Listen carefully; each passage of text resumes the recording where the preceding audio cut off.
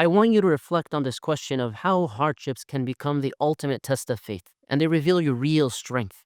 They also separate between people, and they expose weaknesses. They expose hypocrisy amongst the righteous, filters out the people of evil, removes them from their ranks, as was the case in Medina. So in the early days of Islam, the small community of Muslims, they were enduring unimaginable trials and pain. They were mocked, they were oppressed, they were attacked physically, but also spiritually and politically.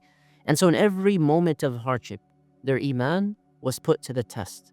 And of course, as the trial would have it, real faith either grows stronger in the face of adversity, or it crumbles under the weight of fear and doubts and the reality of what one has internally.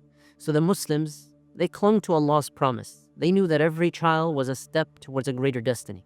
And when the believers saw the enemy alliances coming together, they recognized this is exactly what we were told. This is the unfolding of the divine promise from Allah subhanahu wa ta'ala. وَلَمَّا رَأَى الْمُؤْمِنُونَ الْأَحْزَابَ قَالُوا هَذَا مَا وَعَدَنَا اللَّهُ وَرَسُولُهُ وَصَدَقَ اللَّهُ وَرَسُولُهُ وَمَا زَادَهُمْ إِلَّا إِيمَانًا وَتَسْلِيمًا. When the believers saw the enemy alliances, they said, this is what Allah and His Messenger promised us. And the promise of Allah and His Messenger has come true. So what happened when they saw these alliances? What happened when they saw these armies? It increased them in faith and submission to Allah.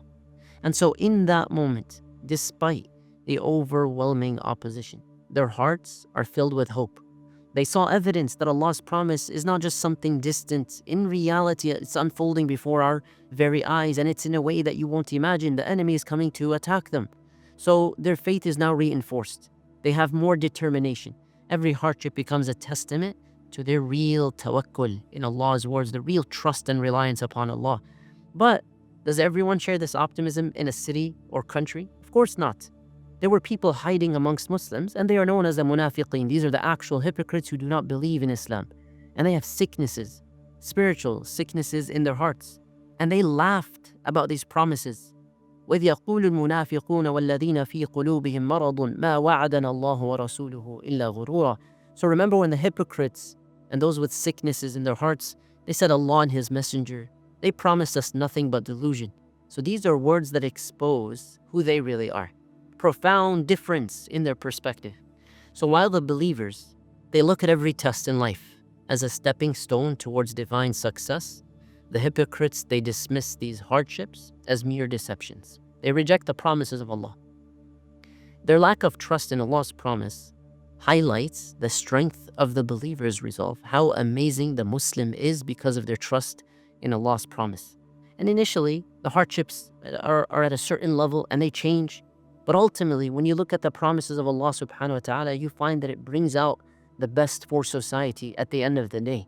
And there are a lot of profound assurances throughout the Quran. وَعَدَ اللَّهُ الَّذِينَ آمَنُوا مِنْكُمْ وَعَمِلُوا الصَّالِحَاتِ لَيَسْتَخْلِفَنَّهُمْ فِي الْأَرْضِ. Allah subhanahu wa ta'ala says He promised the believers, promised those who believe, they do righteous actions. What is the promise here? He's going to give them establishment upon the earth.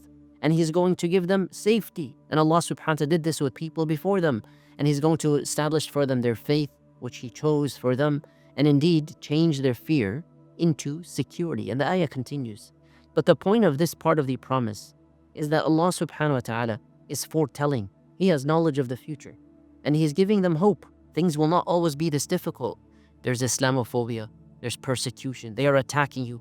So despite being a very small group that's being persecuted, the believers are being told Allah will make you successors on earth. And Islam will spread across the world. It's a transformation you could not imagine happening in the span of 23 years, let alone after this for 1400 years, seeing the rise and the spread of Islam in many different places, and the fact that people say La ilaha illallah in every part of the world. So early Muslims now, they have comfort, they have something to look forward to, but also they have a responsibility on their shoulders. And the early companions of the Prophet ﷺ, they witnessed these promises in many different ways. They unfolded in many different ways. So in the midst of a trial, they saw moments that reaffirmed the words of Allah. And although the establishment of Islam in the world did not happen overnight, it took a lot of sacrifices. Every act of sacrifice, every moment of sabr, every young Muslim and old Muslim, the men and the women, every single one of them were part of that divinely orchestrated plan, and they receive a reward for the rise of Islam, the spread of Muslims in the world, the protection of the Messenger ﷺ and the message, and the gradual growth of the Muslim community. Despite overwhelming odds, it's a living testament to the truth of Allah's promise. So what does this mean for us today? Just as in the early days of Islam, when the Muslims faced persecution, their faith was severely tested. Today, we encounter different types of challenges in the world, in our lives, in different societies, in Palestine and Sudan and Kashmir and East Turkestan, from New Zealand to Ireland to the US, and every part of the world has different types of struggles and challenges for people. So these hardships, they're not signs of divine abandonment, but rather opportunities to strengthen our iman, responsibilities that we carry on our shoulder, and they affect future generations. And every trial is a chance to prove our commitment to the words of Allah subhanahu wa ta'ala, to grow in our reliance upon Him. So what do? When we endure these difficulties with steadfastness, we mirror the spirit of the early Muslims. We mirror the spirit of the prophets and the messengers. We're doing one of the greatest things you can possibly do, which is to learn from the past. Faith is not an abstract concept. It's a reality that you experience every single day, with every challenge and hardship, and you remain optimistic, strong, and you pass the test that Allah subhanahu wa ta'ala placed in the world for greater wisdoms. And of course, their struggles, and eventually their victory, they remind us that the promises of Allah are timeless. Security replaced fear. Despair became hope. Weakness was changed into strength. But all of this at the perfect time, divinely orchestrated by Allah subhanahu wa ta'ala. Think about your own life, the challenges that you face. Are there moments when what seemed like there was an insurmountable hardship, something that was impossible to change, later on it was revealed to be a turning point for your own growth, your own success? Remember that the same divine promise that saw Islam established in the world, it's available to every single one of us today. It's a reminder that our current struggles are part of a greater plan. And I invite you today to share your experiences. How have hardships in your particular life, or the lives of your loved ones or friends, how have they served as stepping stones towards something greater, like resilience, stronger faith?